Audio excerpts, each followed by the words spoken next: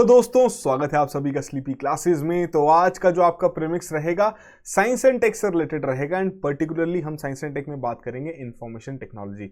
तो 5 क्वेश्चंस इसी सेगमेंट से रिलेटेड रहेंगे। तो इंफॉर्मेशन टेक्नोलॉजी आईटी, जितनी भी आपकी टेक्नोलॉजिकल डेवलपमेंट्स हो रही है कहीं ना कहीं इंफॉर्मेशन टेक्नोलॉजी का बहुत इंपॉर्टेंट रोल रहता है। तो वही आपके क्वेश्चन भी किस तरीके से पूछे जाते हैं, एप्लीकेशन बेस्ड। तो वही यहाँ पर भी हम कोशिश करेंगे आपके 5 जो क्वेश्चन रहेंगे एप्लीकेशन बेस्ड ही रहें और उसी से रिलेटेड हम आपकी एक्सप्लेनेशंस भी डिस्कस करेंगे। तो शुरुआत करते हैं आज के प्रीमिक्स की पहले क्वेश्चन के साथ, जहां पर कह रहे हैं बेलियो डिजिटल प्लेटफॉर्म के बारे में कुछ बात की जा रही है। दी गई है यहां पर आपको 2 स्टेटमेंट्स, आपको बताना है इनमें से कौन कौन सी स्टेटमेंट्स आपकी करेक्ट हैं इस पर्टिकुलर प्लेटफॉर्म से रिलेटेड। ठीक है जी, पहले में कह रहे हैं कि ये आपका इंडिया का पहला ब्लॉकचेन बेस्ड यहां पर डिजिटल प्लेटफॉर्म तैयार किया गया था। किस चीज के लिए? कि क्लिनिकल और जो वैक्सीनेशन डेटा है उसे कन्वर्ट करेगा डिजिटल फॉर्मेट में। ठीक है जी। सेकंड में कह रहे हैं आपका डेवलप किया जा रहा है by the national informatics centre.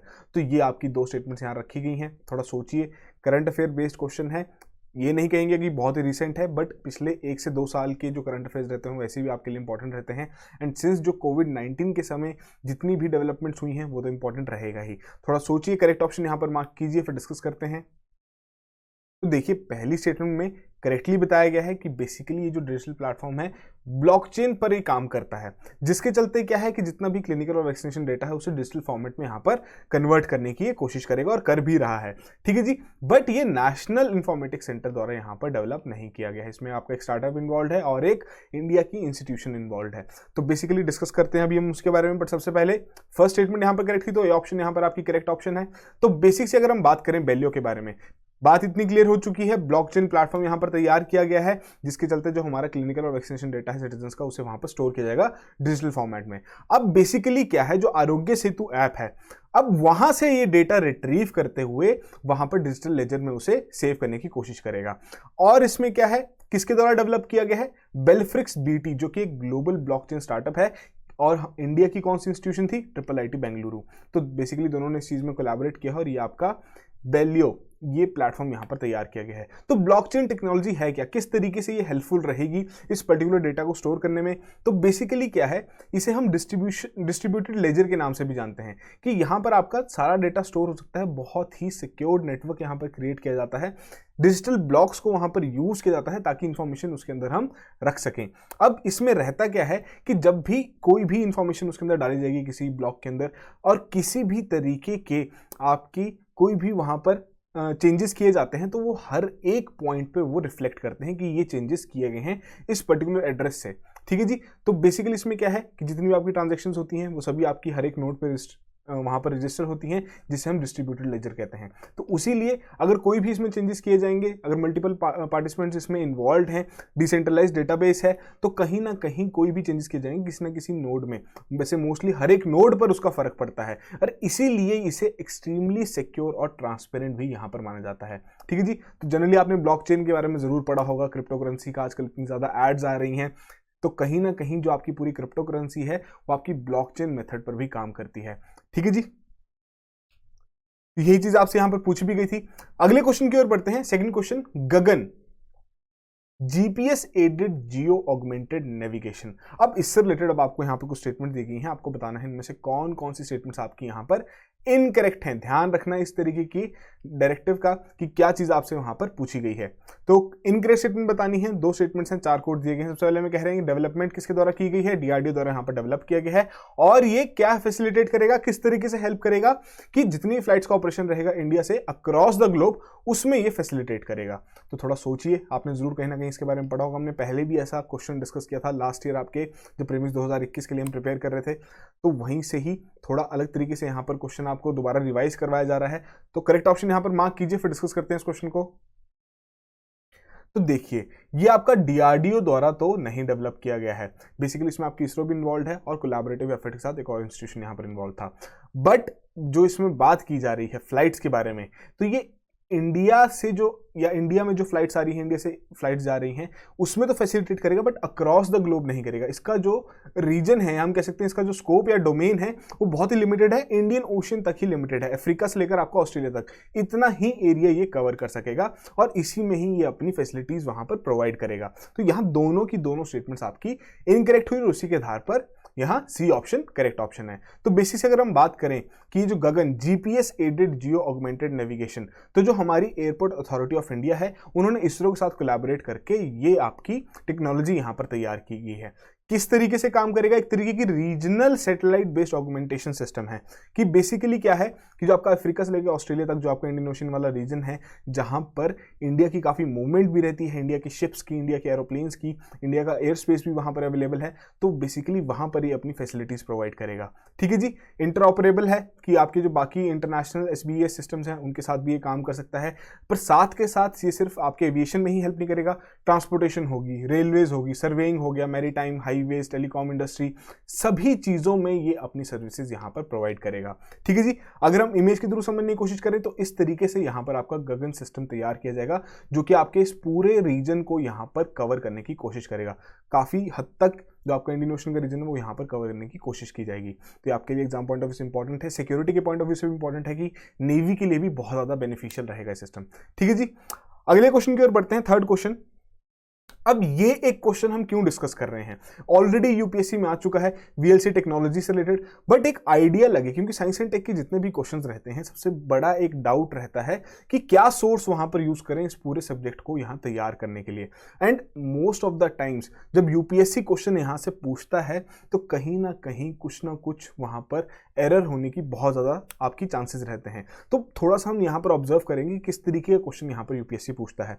तो बेसिकली वीएलसी से रिलेटेड अब आपको यहां पर 4 स्टेटमेंट्स दी गई थी प्रीलिम्स 2020 के पेपर में। ठीक है जी, 4 स्टेटमेंट्स थी, 4 कोर्स थे। तो स्टेटमेंट्स देखते हैं। सबसे पहली स्टेटमेंट में क्या बात हो रही है कि ये यूज करता है इलेक्ट्रोमैग्नेटिक स्पेक्ट्रम वेवलेंथ्स, आपके बहुत पर्टिकुलर डेटा यहां पर दिया गया 375 टू 780 नैनोमीटर। ठीक है जी, सेकंड में कह रहे हैं जो वीएलसी है इसे हम किस नाम से जानते हैं, long range optical wireless communication. और थर्ड में कह रहे हैं कि आपका ट्रांसमिट कर सकता है large amounts of data faster than the Bluetooth. और फोर्थ में कह रहे हैं कि बेसिकली जो आपका वीएलसी है it has no electromagnetic interference. तो ये आपको 4 स्टेटमेंट्स दी गई हैं। पहले तो आप यहां पर मार्क कीजिए इस क्वेश्चन को, फिर हम इस क्वेश्चन को डिस्कस करते हैं। तो करेक्ट ऑप्शन मार्क कीजिए। तो बेसिकली यहां पर जो आपकी बात हो रही है वीएलसी, विजिबल लाइट कम्युनिकेशन, तो ये आपकी long range optical wireless communication नहीं है, ये आपकी शॉर्ट रेंज पर्पसेस के लिए ही वहां पर यूज किया जाता है। ठीक है जी, अगर बेसिक से अगर हम बात रखें इस क्वेश्चन को, अगर आप ध्यान से देखें तो हर एक इंपॉर्टेंट फैक्ट और पूरा कॉन्सेप्ट आपका एक ही क्वेश्चन में यहां पर डिस्कस कर दिया गया है कि किस तरीके से आपका वीएलसी काम करेगा, क्या वो ब्लूटूथ से बेहतर है या नहीं, क्या उसमें इलेक्ट्रोमैग्नेटिक इंटरफेरेंस का फर्क पड़ेगा। तो ये सभी चीजें आपकी एक ही जगह रख दी गई हैं। तो बेसिकली इसी तरीके से जितनी भी आपको लगती हैं इंपॉर्टेंट जो आपकी टेक्नोलॉजीज हैं जो कि आपके न्यूज़पेपर में आ रही हैं, day to day current affairs में आ रही हैं, तो उसके बारे में आपको एटलीस्ट इन सब चीज़ों के बारे में पता होना बहुत ज़रूरी है। अगर हम शॉर्ट नोट्स में ही बात करें किस तरीके से आप उन चीज़ों के बारे में पढ़ सकते हैं कि पहली बात तो ये होगी कि क्या स्पेसिफिक काम वो आपकी टेक्नोलॉजी वहाँ परफॉर्म करेगी, फिर क्या वो किसी और टेक्नोलॉजी से बेटर है या नहीं, तो वो भी आपको पता होना ज़रूरी है। फिर उसके बाद क्या उसका कॉन्सेप्ट है पूरा कि किस तरीके से वहां पर वो ऑपरेट करेगी, उसके अलावा क्या उसके शॉर्टकमिंग्स हैं वो भी पता होने चाहिए और क्या उसके एडवांटेजेस हैं। तो ये सभी चीजें अगर आपको थोड़ी बहुत चीजें क्लियर रहेंगी तो आपको क्वेश्चन किसी भी तरीके से वहां आए तो आप इजीली वहां पर आंसर कर सकते हैं। जैसे कि यहाँ पर आपका फर्स्ट, थर्ड और फोर्थ स्टेटमेंट करेक्ट है, उसी के आधार पर सी ऑप्शन करेक्ट ऑप्शन है। तो बेसिक से अगर हम बात करें जो विजिबल लाइट कम्युनिकेशन है, क्या है, बेसिकली आपका डेटा कम्युनिकेशन वेरिएंट है जो कि विजिबल लाइट को यहां पर यूज करता है। ठीक है जी, तो बेसिकली जो आपकी ऑप्टिकल वायरलेस कम्युनिकेशन टेक्नोलॉजीज हैं उसी का ही एक सबसेट है यहां पर वीएलसी।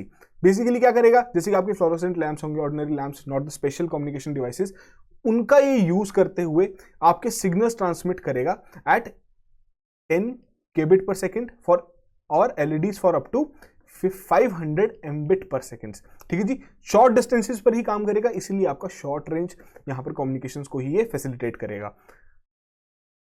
तो बेसिक से अगर हम और देखें क्या फीचर्स हैं, कि पहली बात तो हाई बैंडविड्थ है, कि आपका लार्ज अमाउंट ऑफ डेटा कोई शॉर्ट पीरियड ऑफ टाइम में वहां पर ट्रांसफर करने में सक्षम रहता है। उसके अलावा आपकी लोअर पावर कंजम्पशन यहां पर रहती है, कि जिसके चलते आपकी जो एनर्जी है वो भी कम एमिट करेगा। फिर आपका सिग्नल कन्फाइनमेंट है यहाँ पर, as light can not pass through the opaque walls, तो काफी इजीली अगर हम कहें कि एक ही आपका एक नेटवर्क वहां पर तैयार किया जाए तो काफी एनहांस्ड सिक्योरिटी वो प्रोवाइड करने में हेल्प करेगा। ठीक है जी। उसके अलावा हैजार्डस एनवायरनमेंट्स हो गए, वो एनवायरनमेंट्स है जहां पर आपकी रेडियो फ्रीक्वेंसीज आपकी कंसीडर की जाती हैं हैजार्डस, लाइक एरोप्लेन्स हो गया, हॉस्पिटल्स हो गया, माइंस, तो वहां पर जो आपकी पर्टिकुलर वीएलसी टेक्नोलॉजी है काफी ज्यादा एक परफेक्ट ऑल्टरनेटिव की तरह भी यूज की जा सकती है। ट्रांसमिशन स्पीड जैसे कि हमने बात की कि ट्रेवल करेगा at the speed of light, तो जैसे कि वहां पर भी था कि शॉर्ट अमाउंट ऑफ टाइम में ज्यादा से ज्यादा डेटा वहां पर ट्रांसफर करने में ये हेल्पफुल रहता है। और साथ के साथ जितने भी आपके इलेक्ट्रोमैग्नेटिक सोर्सेज हैं उनकी वजह से जो भी इंटरफेरेंस रहेगी बेसिकली उससे भी ये इम्यून है।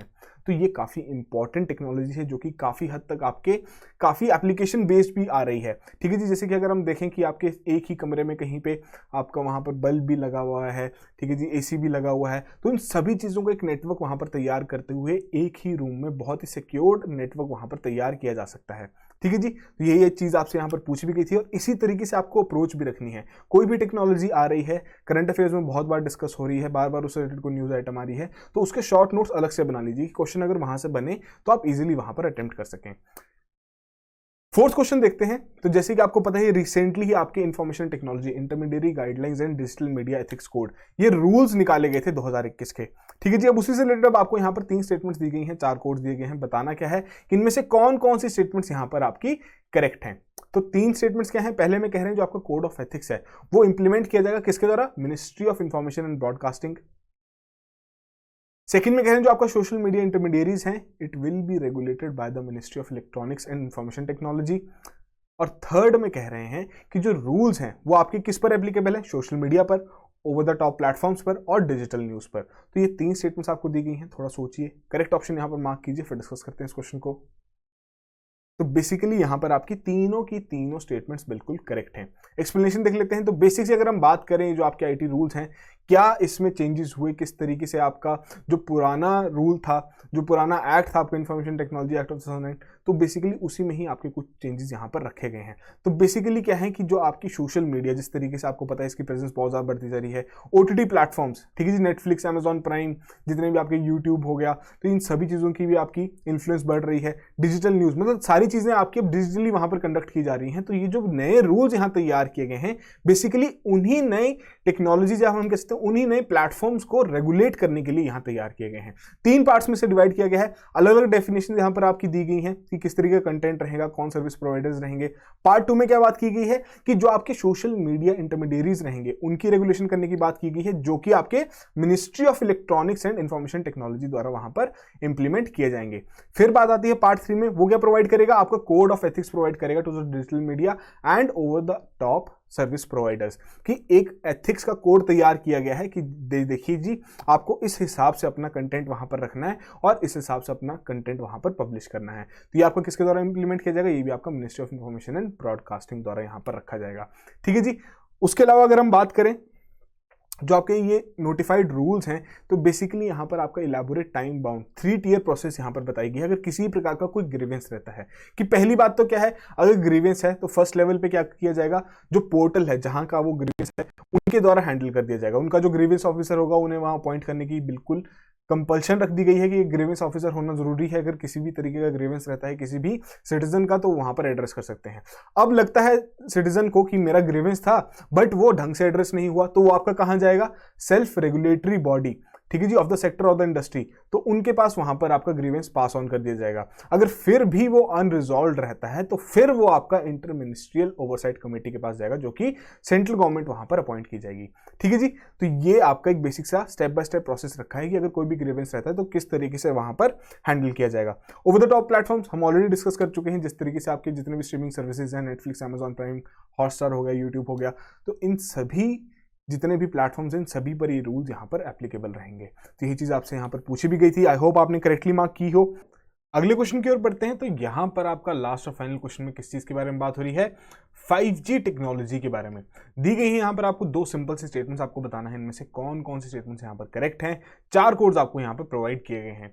पहली स्टेटमेंट में कह रहे हैं कि जो आपकी 5G टेक्नोलॉजी है बेसिकली क्या करेगी, कौन सा वेवलेंथ स्पेक्ट्रम यूज करेगी? नैनोमीटर वेवलेंथ स्पेक्ट्रम यूज करेगी अपने डेटा को ट्रांसमिट करने के लिए। और सेकंड में कह रहे हैं जो आपका 5G नेटवर्क है उसकी जो स्पीड वहां पर जो पीक डेटा रेट वहां कैप्चर की गई है वो 1 गीगाबाइट्स पर सेकंड की गई है डाउनलिंक के लिए। था डाउनलोड करना हो तो इतनी स्पीड आप वहां पर अटेन कर सकते हैं। तो ये दो स्टेटमेंट्स आपको दी गई हैं, थोड़ा सोचिए, करेक्ट ऑप्शन यहां पर मार्क कीजिए, फिर डिस्कस करते हैं इस क्वेश्चन को। तो देखिए जैसे हमने VLC के बारे में वहां पर बात की, किस तरीके के क्वेश्चन पूछे जाते हैं, तो उसी तरीके से इस तरीके के जो फैक्ट्स रहते हैं किसी भी टेक्नोलॉजी से रिलेटेड वो आपके लिए इंपॉर्टेंट रहते हैं, वही आपसे यहां पर पूछे भी गए। तो बेसिकली यहां पर आपकी दोनों की दोनों स्टेटमेंट्स इनकरेक्ट हैं, ठीक है जी। तो इसलिए आपकी डी ऑप्शन यहां करेक्ट ऑप्शन है। डिस्कस कर लेते हैं एक बार। तो बेसिक से अगर हम बातें करें कुछ की जो आपके 5G टेक्नोलॉजी है, आपने जरूर सुना होगा 5th जनरेशन टेक्नोलॉजी काफी हद तक फोन्स में आनी शुरू हो चुकी है। जितने नए फोन्स आ रहे हैं सभी इसी ब्रांडिंग कर रहे हैं कि हमारा 5G फोन है।